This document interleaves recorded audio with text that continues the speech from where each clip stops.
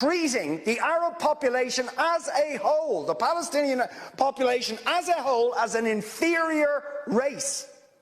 I mean, it doesn't get stronger than this.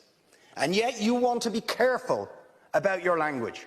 You're happy to correctly use the most strong and robust language to describe the crimes against humanity of Vladimir Putin, but you will not use the same strength of language when it comes to describing Israel's treatment of the Palestinians, when it is now being documented and detailed by two of the most respected human rights organisations in the world, and indeed has been alleged by dozens and dozens of non-governmental organisations, and to be honest, anybody who looks honestly at the decades of brutal, inhumane persecution of the Palestinians, successive assaults on Gaza, the annexation of their land and territory, the systematic application of apartheid rules, you don't want to even use the word apartheid.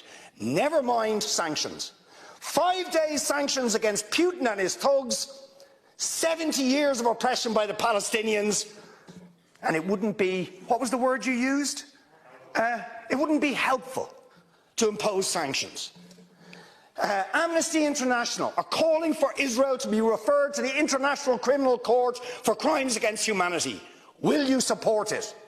They are calling for targeted sanctions against Israeli officials who are perpetuating the system of apartheid, just exactly the same types of sanctions you've just initiated against Vladimir Putin. Will you support it? And I think the answer is clearly you're not going to. And then we ask the question, why? Why?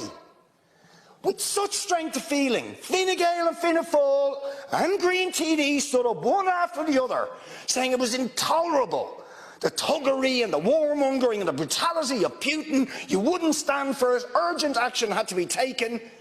But we've got to be much more careful with the Palestinians.